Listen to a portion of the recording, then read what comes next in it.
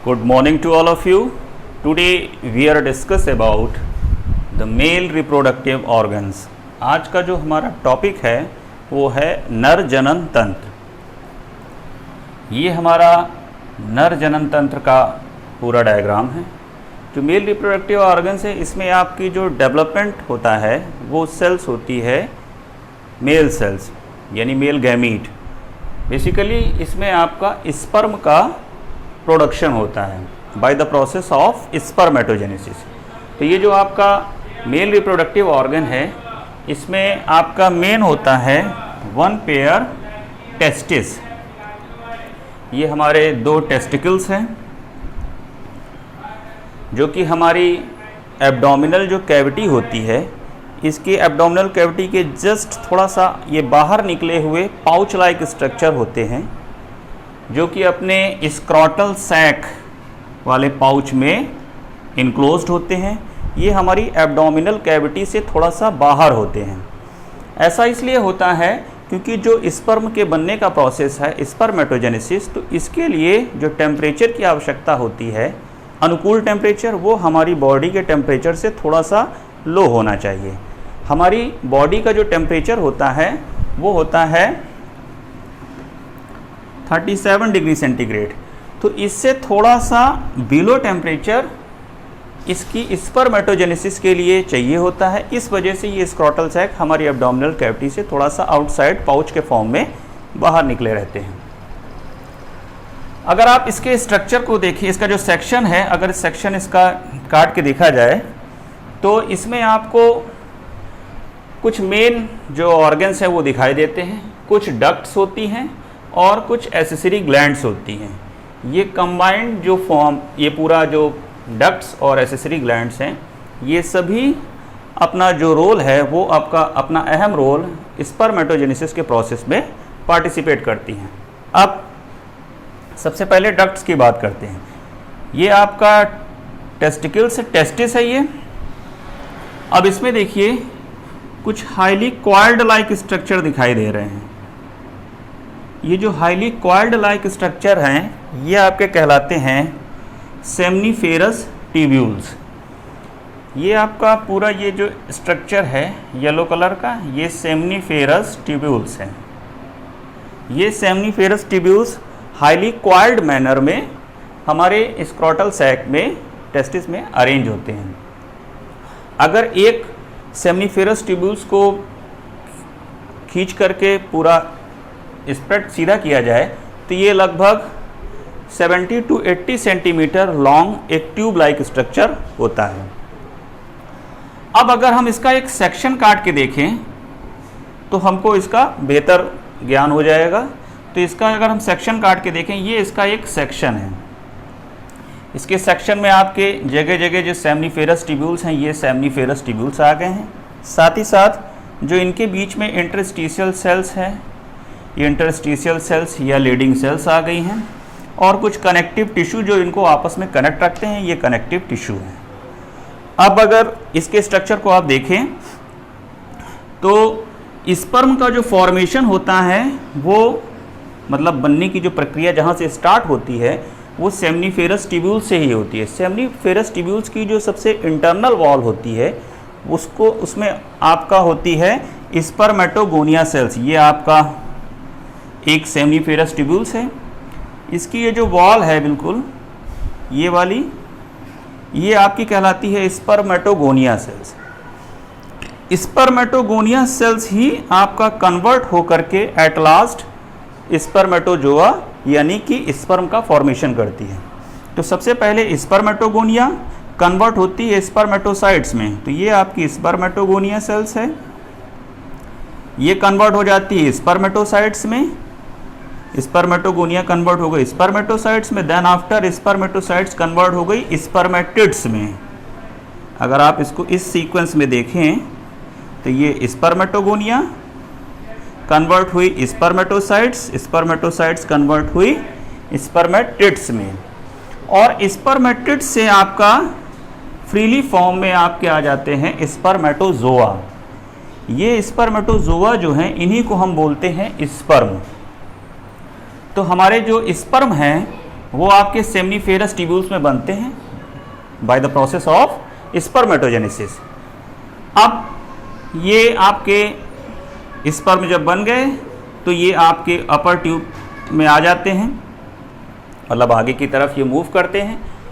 तो ये आप सभी जो आपके सेमनीफेरस ट्यूब्यूल्स हैं, इनसे आपके जो स्पर्म हैं, इमेच्योर स्पर्म, ये आपके आ जाते हैं रेटे टेस्टिस में। ये जो रीजन आपको दिखाया गया है जो कि कलेक्ट कर रहा है स्पर्मों को, वो आपका सेमनीफेरस ट्यूब्यूल से, वो आपका कहलाता है रेटे टेस्टिस।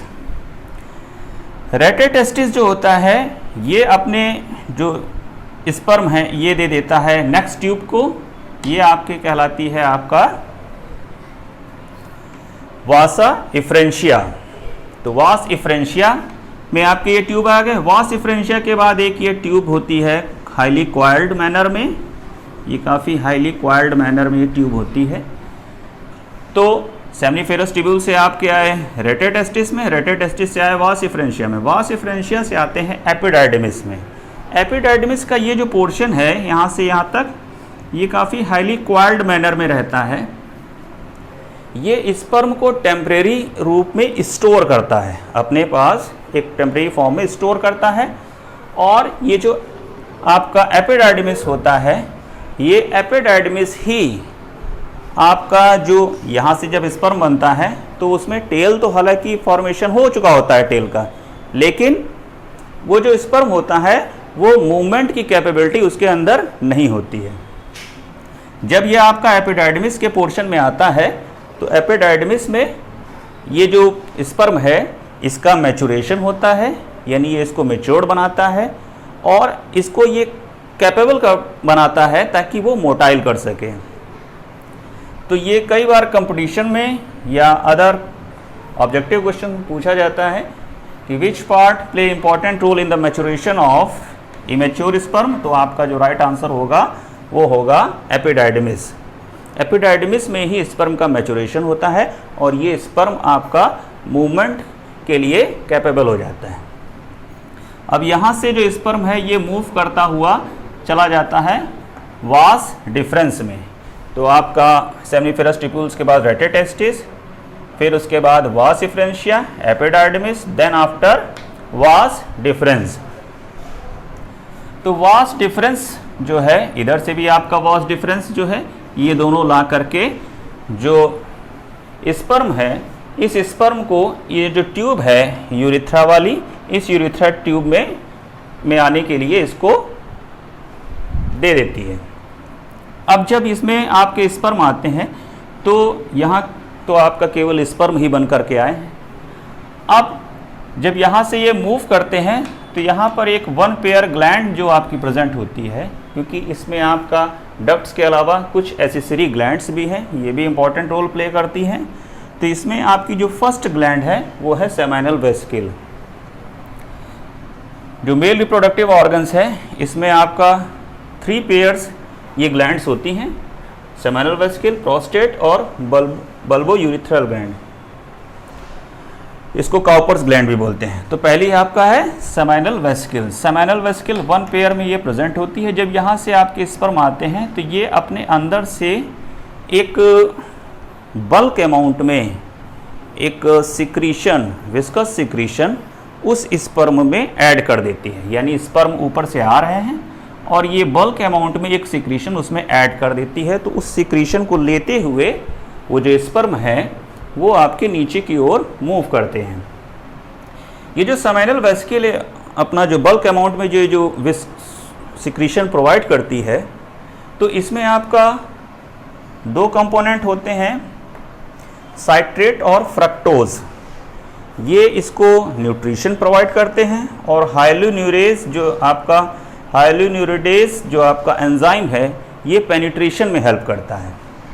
हमने कहा कि सेमाइनल वेसिकल जो है ये बल्क अमाउंट में विस्कस एक सॉल्यूशन अपने स्पर्म में जो आ रहे हैं उनके साथ ये ऐड कर देती है। तो अब ये इसका काम क्या होता है, ये जो आपका इसमें 2 आपके साइट्रेट और फ्रक्टोज जो न्यूट्रिशन दे रहे हैं और हाइलोन्यूरिडेज जो आपका एंजाइम है ये पेनिट्रेशन में हेल्प करता है। होता ये है कि जब यहाँ से ट्रिगर मैकेनिज्म के द्वारा जब ये हमारा जो सेमाइनल फ्लूइड यानी सीमेन है वो वेजाइना में इंजेक्ट कर दिया जाता है, फीमेल वेजाइना में। तो जब ये वेजाइना में पहुंचता है तो वेजाइना में जब ये फ्लूइड पहुंचता है तो स्पर्म वहाँ से मूव करना स्टार्ट कर देते हैं फीमेल की बॉडी में। क्यों? क्योंकि स्पर्म वहाँ पे आपके सेटल नहीं रहेंगे, ये क्रॉल करते हुए, मूवमेंट करते हुए, क्योंकि इनको जाना होता है फैलोपियन ट्यूब्यूल तक, ताकि वो जा करके ओवा से फर्टिलाइज कर सकें। तो इसके लिए इनको मूवमेंट करके वो जो पैसेज है पूरा वेजाइना से, थ्रू वेजाइना से आपका फैलोपियन ट्यूब्यूल तक, तो वो लंबा सा पैसेज होता है, उसको पूरा का पूरा तय करना होता है। तो इसलिए जो आपका, जैसे मान लो ये स्पर्म है,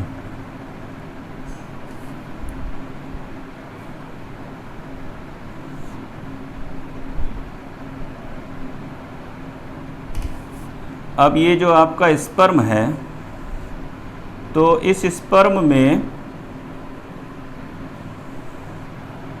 ये स्पर्म है आपका, तो ये टिप रीजन में आपका जो एंजाइम होता है वो होता है हाइलोनिरिडेज एंजाइम, और ये इसकी पूरी नीचे की टेल होती है।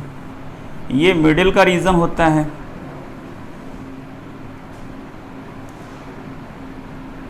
तो ये जो मिडिल का रीजन होता है, यहाँ पर आपका माइटोकॉन्ड्रिया प्रेजेंट होता है, जो कि इसको एनर्जी प्रोवाइड करता है ताकि ये मूव कर सके। लेकिन ये माइटोकॉन्ड्रिया भी तभी काम करेगा जब इसको एनर्जी मिलेगी, तब ये उस एनर्जी को एटीपी में कन्वर्ट करेगा। यानी कि ये एक मोटर की तरह है, ठीक। जब इसको पेट्रोल मिलेगा तब ये उसको एनर्जी में कन्वर्ट करेगा और हमारी जो आपका गाड़ी है वो मूव करेगी, यानी स्पर्म मूव करेगा। तो इसको, माइटोकॉन्ड्रिया को जो एनर्जी प्रोवाइड करते हैं वो होते हैं साइट्रेट और फ्रक्टोज।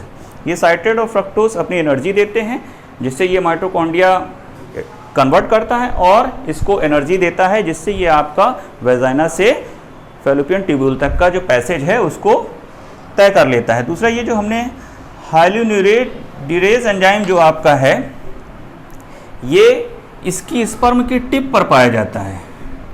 जब ये जा कर के ओवा से अटैच होता है तो अपने इस जो एंजाइम है इसको उसी में, उसकी वॉल्स पे इंजेक्ट कर देता है, जिससे वहाँ पर पेनिट्रेशन यानी पोर बन जाता है और ये आसानी से इसका जो जेनेटिक मटेरियल है वो इसके अंदर एंटर कर जाता है। तो सेमिनल वेसिकल इसके लिए एक प्रकार से न्यूट्रिशन और ऐसा एंजाइम सीक्रेट करता है ताकि ये पेनिट्रेशन की जो कैपेबिलिटी है उसको कंटिन्यू कर सके। अब इसके बाद सेमिनल वेसिकल का फ्लूइड लेते हुए जब ये आगे बढ़ता है तो यहाँ पर 1 पेयर ग्लैंड होती हैं, प्रोस्टेट ग्लैंड। प्रोस्टेट ग्लैंड जो होती है, ये जो छोटे बच्चे होते हैं इनमें काफ़ी डिजेनरेट फॉर्म में, यानी बहुत छोटी होती है, और जब प्यूबर्टी यानी मैचुरेशन की कंडीशन आती है तो मेल्स में आफ्टर प्यूबर्टी, तो ये आपका जो प्रोस्टेट ग्लैंड है ये थोड़ा सा बल्ज होती है और डेवलप कर जाती है, और जब ओल्ड एज आती है तो ये वापस श्रिंक हो जाती है और लगभग डिजेनरेट फॉर्म में चली जाती है। प्रोस्टेट ग्लैंड जो होती है ये आपका फॉस्फेट, एमाइलेज और प्रोटीएज, ये आपके जो सब्सटेंस सीक्रेट करती है ये इसको न्यूट्रिशन प्रोवाइड करते हैं। ये जो हमारा स्पर्म आ रहा है इसको पूरा का पूरा मूवमेंट के लिए न्यूट्रिशन प्रोवाइड करते हैं। हालांकि इसके अलावा ये स्लाइटली एल्केलाइन सब्सटेंस भी सीक्रेट करती है, जो कि आपका जो यूरिन की वजह से जो आपका एसिडिटी या कोई भी आपका टॉक्सिकेंट आ गया तो उसको ये आपका न्यूट्रलाइज कर देता है, इसकी एल्केलाइनिटी, और ये आगे की ओर मूव करता है। उसके बाद प्रोस्टेट ग्लैंड के बाद जब ये आगे हमारा जो स्पर्म है पूरा इस मटेरियल को लेते हुए जब आगे मूव करता है, यहाँ पर 1 पेयर ग्लैंड होती है, bulbo urethral gland. Bulbo urethral gland जो होती है इसे काउपर्स ग्लैंड भी कहते हैं। ये हाई अमाउंट में एल्केलाइन विस्किड म्यूकस यानी एक गाढ़ा चिपचिपा पदार्थ जो कि उसकी जो पीएच होती है वो एल्कलाइन फॉर्म में होती है, उसको ये बल्बो यूरिथ्रल ग्लैंड्स यानी काउपर्स ग्लैंड सिक्रीट करती है। अब इसका काम क्या होता है, जब स्पर्म ऊपर से आ रहा होता है तो ये इसको एक लंबा सा पैसेज हमारा जो यूरिथ्रा का है इसको कवर करना होता है। चूँकि वो पूरा एक विस्कस सॉल्यूशन है तो जाहिर सी बात है ये दीवार से चिपक जाएगा यानी अटैच हो जाएगा, तो इसकी ब्लॉकेज होने की संभावना काफ़ी बढ़ जाती है। इसको मेंटेन करने के लिए ये जो आपका बल्बो यूरिथ्रल ग्लैंड है ये एल्कलाइन विस्किड जो म्यूकस है ये सिक्रीट करती है। तो जो हमारा जो यूरिथ्रा होता है इसकी इंटरनल वॉल जो होती है, इस इंटरनल वॉल पर ये पूरा का पूरा पैसेज पे सिक्रीट हो जाता है और उस पैसेज को स्मूथी और लुब्रिकेंट फॉर्म में कन्वर्ट कर देता है, जिससे ये जो पूरा पैसेज है, इसकी जो इंटरनल वॉल है, पूरी की पूरी पाइप का जो इंटरनल सरफेस होती है वो पूरी की पूरी उसमें लुब्रिकेशन का एक कोट चढ़ जाता है। जिससे होता ये है कि जो ऊपर का जो हमारा स्पर्म आ रहा है सारे सॉल्यूशन को लेते हुए, वो स्मूथली और हाईली स्पीड से ट्रिगर मैकेनिज्म के द्वारा वो आपका विदाउट इससे कोई भी इसमें उसको घर्षण नहीं मिलता है और आसानी से वो पूरा का पूरा इंजेक्ट हो जाता है, इजेक्ट हो जाता है, बाहर हो जाता है, निकल जाता है। अब ड्यूरिंग सेक्सुअल इंटरकोर्स ये आपका जो सेमिनल फ्लूइड या हमारा जो सीमेन है वो आपका वेजाइना की बॉडी में एंटर कर जाता है। तो अब जब ये आपका जो सेमिनल फ्लूइड यानी एंटर कर गया जाता है तो फिर आपका ये फर्टिलाइजेशन प्रोसेस की तरफ प्रोसीड कर जाता है। नॉर्मली जब वन टाइम में जब आपका ये सेमिनल फ्लूइड या सीमेन जो है ये निकलता है बॉडी से, तो इसकी जो मात्रा होती है लगभग 3 to 5 ml, 3 से 5 ml के बीच में लगभग होती है। वन टाइम में 3 to 5 ml ये सीक्रेट होता है। अब एक नॉर्मल जब आपका अमाउंट में ये सीक्रेट होता है तो उसमें आपका जैसे 3 to 5 ml हुआ तो उसका जितना भी अमाउंट में ये आपका सेमिनल फ्लूइड सीक्रेट होता है उसका 110% ही केवल आपके स्पर्म होते हैं। शेष जो 90% होता है उसमें ये सारे न्यूट्रिटिव सब्सटेंस जो हैं, ये जो सारे आपको बताए गए हैं न्यूट्रिटिव सब्सटेंस, ये सारे के सारे इसमें मिक्स रहते हैं, जो कि उसको न्यूट्रिशन प्रोवाइड करते हैं, उसको एंजाइम प्रोवाइड करते हैं और साथ ही साथ उसकी जो एल्कलाइनिटी है उसको मेंटेन करते हैं। अब जब वन टाइम में ये सीक्रेट होता है 3 to 5 ml, तो एक नॉर्मल जो ह्यूमन है उसमें आपका जो स्पर्म का काउंट होता है वो 4 × 10⁻⁴ × 10⁻⁶ से 100 × 10⁻⁶ पर ml, यानी 1 ml में 4 × 10⁻⁶ से 100 × 10⁻⁶ के बीच में जो स्पर्म की मात्रा है वो होती है। अगर ये मात्रा 20 × 10⁻⁶ से लेस हो जाए, यानी अगर ये मात्रा 20 × 10⁻⁶ पर ml, यानी 1 ml में अगर मात्रा 20 × 10⁻⁶ से कम है तो वो आपका जो कंडीशन है वो स्टेरिलिटी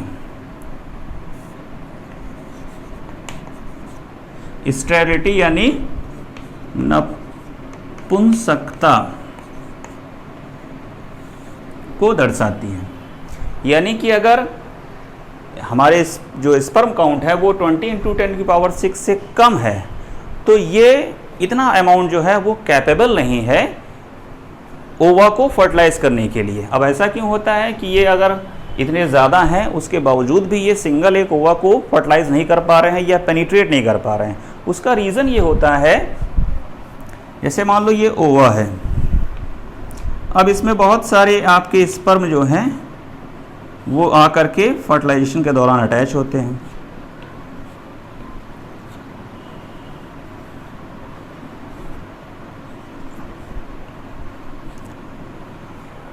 अब हमने बताया कि हर जो स्पर्म है उसमें आपका हाइल्यूरिनेज एंजाइम प्रेजेंट होता है, लेकिन ये इसकी टिप पे बहुत लाइट अमाउंट में होता है।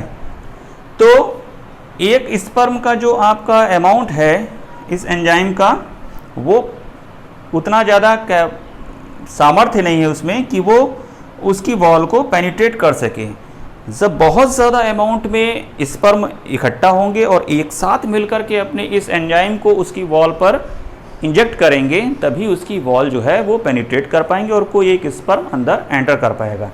इसी वजह से जो आपका स्पर्म काउंट है वो 20 × 10⁻⁶ से ज़्यादा होना चाहिए ताकि उनका जो हाइल्यूरिनेज एंजाइम है वो उतने ज़्यादा अमाउंट में मिल पाए कि वो जो आपका ओवा है वो प्रॉपरली उसको फर्टिलाइज कर सके।